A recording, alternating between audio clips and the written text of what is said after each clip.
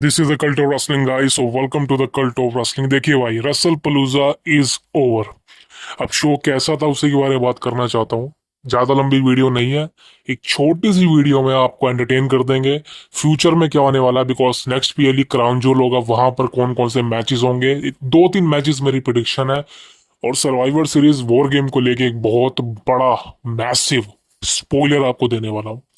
अब देखिए, आपने जिस तरह से देखा होगा कल स्मैकडाउन में ब्रॉक लेसनर और पॉल हेमन का रीयूनिफिकेशन हुआ था, हमको पता चल गया था। बिकॉज ब्रॉक लेसनर एक हील सुपरस्टार है, पॉल हेमन भी हील पर्सोना प्ले कर रहा है।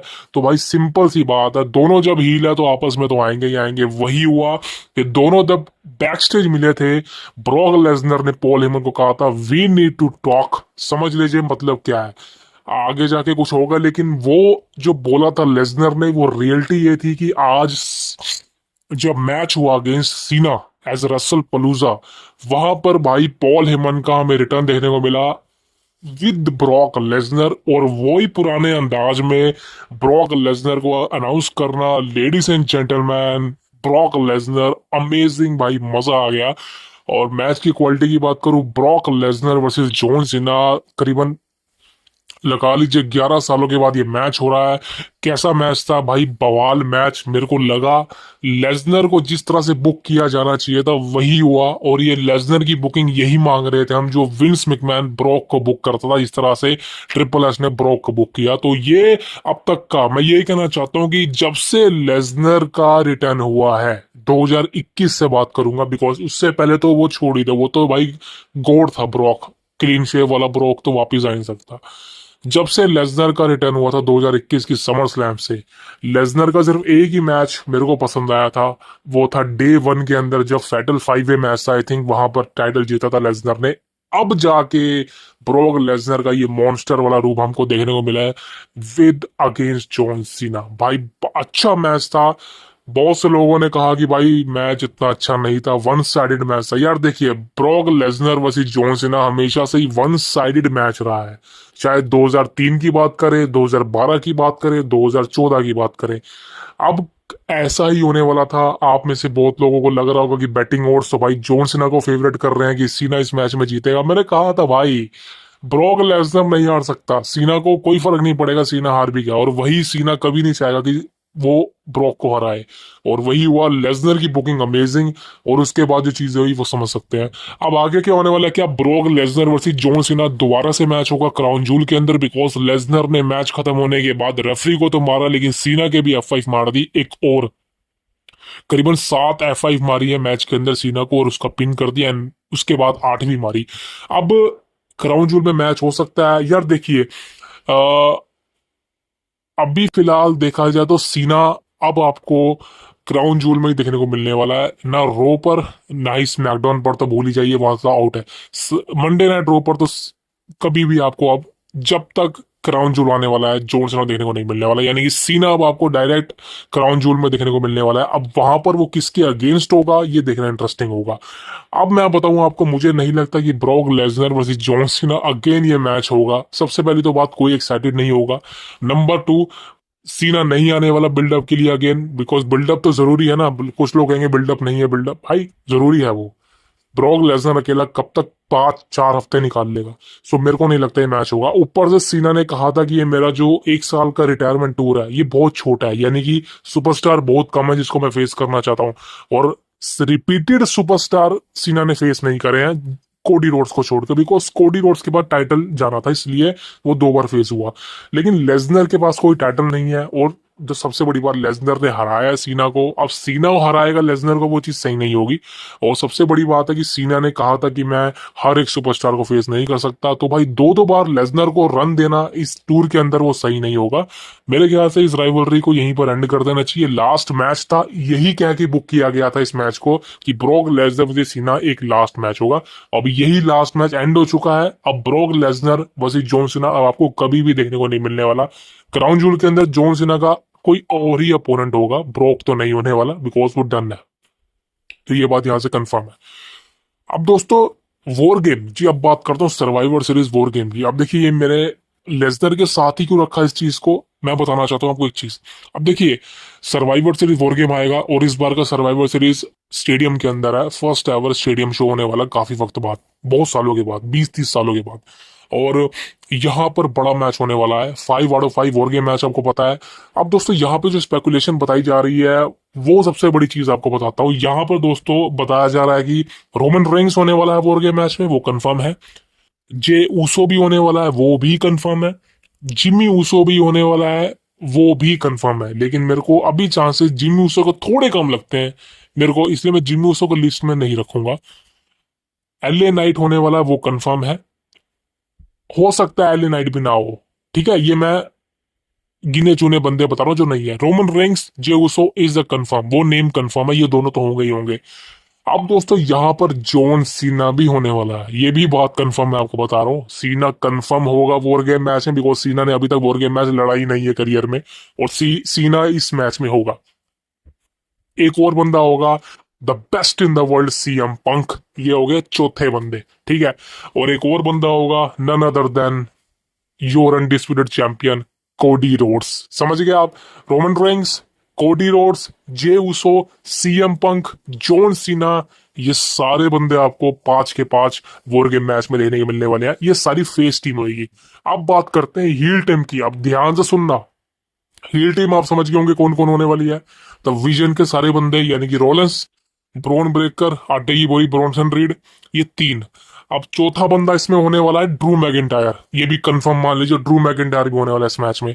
अब लास्ट बंदा कौन होने वाला है वो समझना, वो है the beast incarnate, Brock Lesnar. जी हाँ दोस्तों, ब्रॉक लेसनर का first ever war game match होने वाला है ये। मैं बिकॉज समझ लो क्यों होने वाला है, पॉल हेमन की वजह से ब्रॉक को आना पड़ेगा। पॉल हेमन, जिस तरह से लास्ट ईयर पॉल हेमन ने अनाउंस किया था कि सीएम पंक हेल्प करने वाला है रोमन रेंस की टीम की, वैसे ही इस बार होने वाला है। क्योंकि वहां पर जब ये टीम बनेगी तो विजन की टीम कमजोर पड़ने लगेगी, ड्रू मैकिंटायर आ जाएगा, लेकिन एक और बंदे की तलाश होगी। और मेरे को लगता है कि एंड मोमेंट पर जिस तरह से लास्ट ईयर सीएम पंक आए थे, वैसे ही ब्रॉक लेसनर आएगा एंड मोमेंट पर ये टीम का साथ देने। अब समझ लो भाई, जब ये सारे के सारे बंदे भिड़ेंगे आपस में, क्या बवाल मचने वाला है। सोचो भाई, सोचो आप, मतलब मैं बता नहीं सकता। और मैं तो एक चीज के लिए बहुत एक्साइटेड हूँ, CM Punk and Brock Lesnar का फेस ऑफ। भाई ये फेस ऑफ नहीं है, ये पहाड़ है बस। क्योंकि मैं बहुत एक्साइटेड था ये मैच देखने के लिए, और फाइनली ये मैच होगा, ये मैच होगा ही होगा, कभी भी होगा, अगले साल हो या कभी भी हो। लेकिन भाई जो फेस ऑफ होने वाला है ना सीएम पंक के साथ ब्रॉक लेसनर का, वो बहुत ही खतरनाक होने वाला है। रियल लाइफ हेट्रेड है भाई, मैं आपको बता दूं, रियल लाइफ। समर स्लैम 2013 के बाद ये फेस अप होगा। अब देखना इंटरेस्टिंग होगा भाई, सर्वाइवर सीरीज वॉर गेम क्यों आने वाली है, भूलना मत। ये बवाल सॉरी रसल मेनिया बोल रहा हूँ, ये रसल मेनिया से भी ज्यादा बवाल होने वाला है इस बार का war game survivor series match. That is the biggest thing.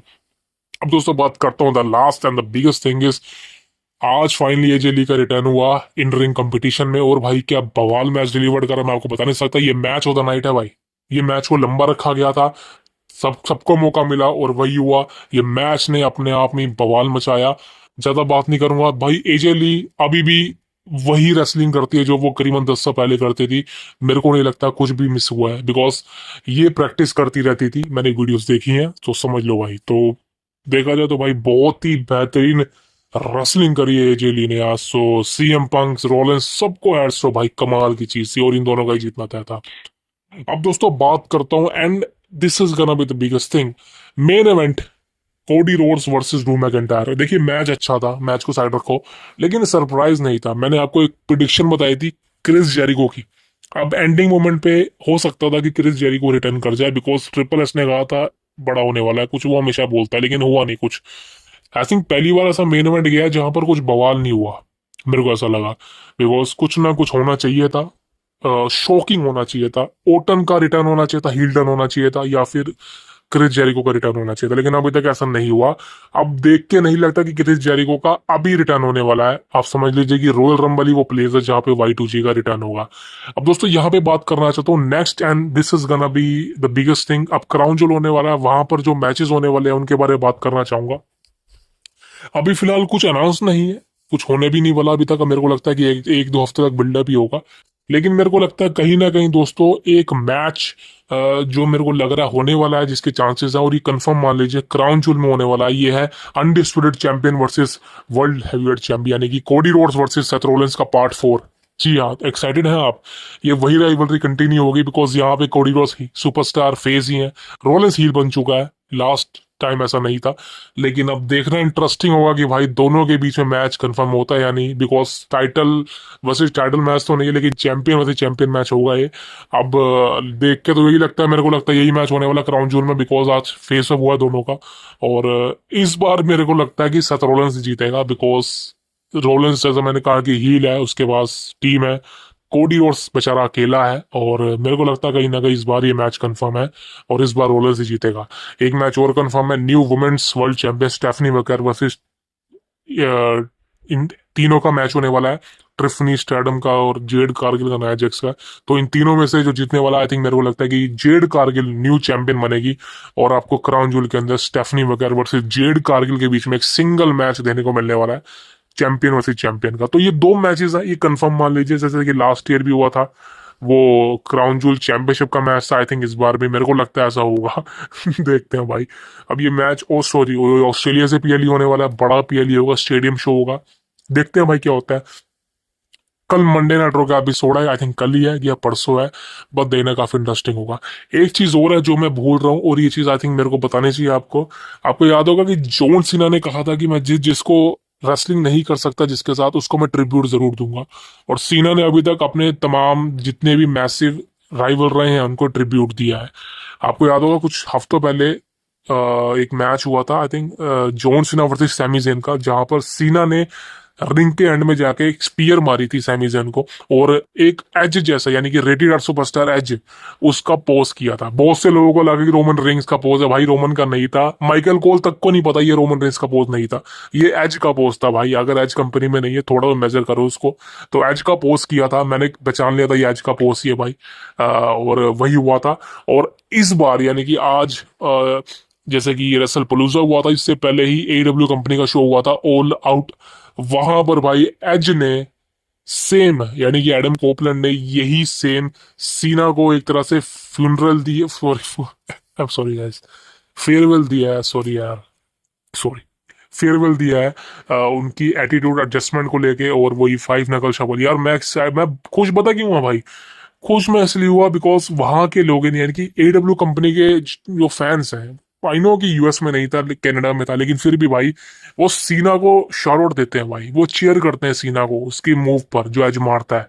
तो भाई अच्छी बात है यार, टोनी खान ने इस चीज को अप्रूव किया, हैट्स ऑफ टू हिम। ये चीज होनी चाहिए यार। देखिए देखिए, रसलर रसलर होता है भाई, वो किसी भी कंपनी में काम करे, कोई चीज हो जाती है उसके साथ, आप सब उसको ट्रिब्यूट दो यार, बिकॉज उस बंदे ने रेसलिंग के लिए बहुत कुछ किया। और जॉनसना की बात आई है, जॉनसना ने भाई रेसलिंग के लिए बहुत कुछ किया यार।